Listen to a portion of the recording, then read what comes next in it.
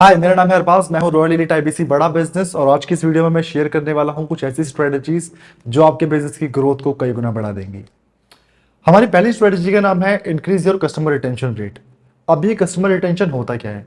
देखिए, आपके बिजनेस में बहुत सारे कस्टमर आते हैं और इन्हीं सब कस्टमर में से कुछ कस्टमर ऐसे होते हैं जो आपसे सेटिस्फाइड होते हैं और आपसे वो रिपीट परचेज करते हैं।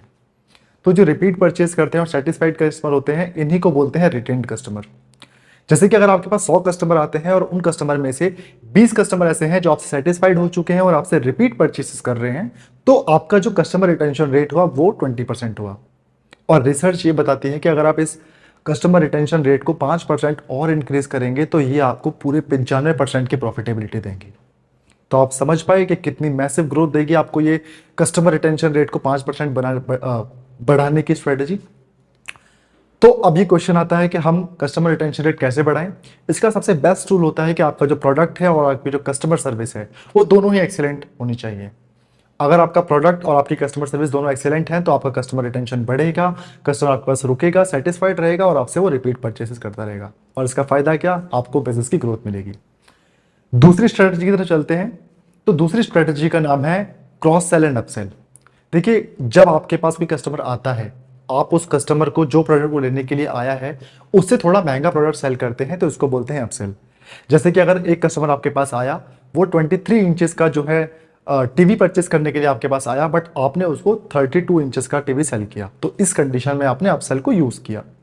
दूसरी कंडीशन में अगर आपके पास कोई कस्टमर आता है, वो आपसे एक टीवी परचेस करने के लिए आता है, तो आप उसको उस टीवी के साथ में कनेक्टेड, रिलेटेड, कॉम्प्लीमेंट करने वाला प्रोडक्ट उसको सेल करते हैं। जैसे कि टीवी के साथ में आपने उसको होम थिएटर सेल कर दिया, तो इसको बोलते हैं क्रॉस सेल। इसकी इंपॉर्टेंस एक एग्जांपल की मदद समझते हैं। देखिए, आई एम श्योर कि आप सभी लोग मैकडोनल्ड्स में जरूर गए होंगे और जब आपने वहां पर कुछ भी ऑर्डर प्लेस किया होगा तो आपने एक लाइन को जरूर सुना होगा, would you like to have fries with that. तो ये जो 3 सेकंड की लाइन होती है, इसको ही बोलते हैं अपसेल।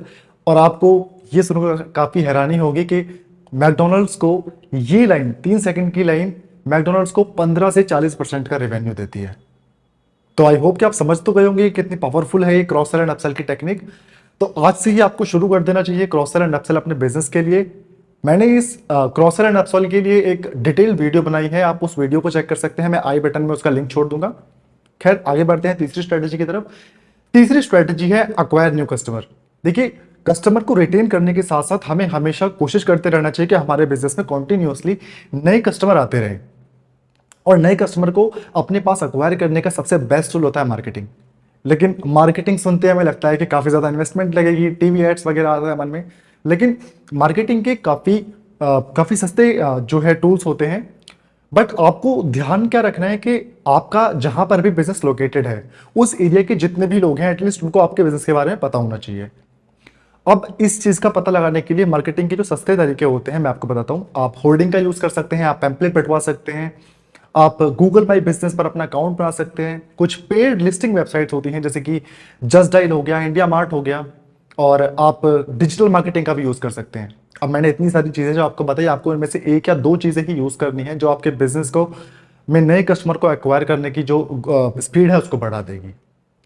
आगे बढ़ते हैं हमारी चौथी स्ट्रेटेजी। हमारी चौथी स्ट्रेटेजी है एक्सपैंड योर बिजनेस। लेकिन इस स्ट्रेटेजी को यूज करते हुए आपको एक चीज का ख्याल रखना है कि आपको ये स्ट्रेटेजी तभी यूज करनी है जब आपका बिजनेस सस्टेनेबल हो और आपको ये पता लग गया हो कि जिस लोकेशन पर आपका बिजनेस है वहां से जितना मैक्सिमम कस्टमर बेस आपको मिल सकता था, मैक्सिमम बिजनेस आपको मिल सकता था, वो आपको मिल चुका है। तब आपको ये स्ट्रेटेजी यूज करनी है। और एक्सपैंड करते हुए आपको एक चीज का ख्याल रखना है कि आपको बिजनेस एक्सपैंड करना है एसेट लाइट मॉडल पे। ये एसेट लाइट मॉडल क्या होता है? देखिए, जब आप अपने बिजनेस को एसेट लाइट मॉडल पे लेकर के आते हैं तो इसमें ना आपका जो रिस्क होता है वो काफी कम होता है और आपकी जो बिजनेस की स्पीड होती है वो बहुत ज्यादा होती है। एग्जाम्पल के लिए आपने ओयो का नाम जरूर सुना होगा। ओयो के इतने सारे होटल्स हैं इंडिया में, लेकिन एक भी होटल जो है वो ओयो का अपना नहीं है और ना ही वो अपने जो स्टाफ होता है ओयो का उसको एक भी पैसा देते हैं। तो इसको बोलते हैं एसेट लाइट मॉडल। ओला का नाम आपने जरूर सुना होगा। ओला की इतनी सारी टैक्सी है इंडिया में, लेकिन वो एक भी टैक्सी उनकी अपनी खरीदी हुई नहीं है, बट फिर भी ओला अभी टैक्सी में नंबर 1 ब्रांड है। तो आपको भी अपने बिजनेस को एसेट लाइट मॉडल पे रन करना है जिससे आपका जो रिस्क है वो कम होगा।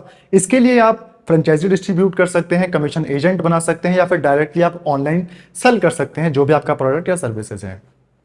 आगे बढ़ते हैं हमारी पांचवी और सबसे खास स्ट्रेटजी, और ये स्ट्रेटजी मैं आपको दे रहा हूं हमारे एक बहुत ही प्रीमियम प्रोग्राम लीडरशिप फंडल में से। और ये जो स्ट्रेटजी है ना, ये आपके बिजनेस को जमीन से लेकर आसमान तक ले जाने की पावर रखती है। इसका नाम है आपने अपने नॉन कस्टमर को अपना कंज्यूमर बनाना। देखिए, आप सभी ने देखा होगा, पहले क्या होता था कि जो शैम्पू की ब्रांड्स होते हैं वो पहले क्या करते थे, वो ना शैम्पू के बड़े बड़े जो बॉक्सेस आते हैं जो 100 रुपीज़ के होते हैं, 200 रुपीज़ के होते हैं, वो बनाते हैं। तो जो अपर मिडिल क्लास के लोग होते हैं वो उनके कस्टमर थे, वो आसानी से उन शैम्पूज को परचेज कर रहे थे। लेकिन जो लोअर मिडिल क्लास के लोग होते हैं या मिडिल क्लास के लोग होते हैं वो शैम्पू परचेज ही नहीं कर पा रहे थे।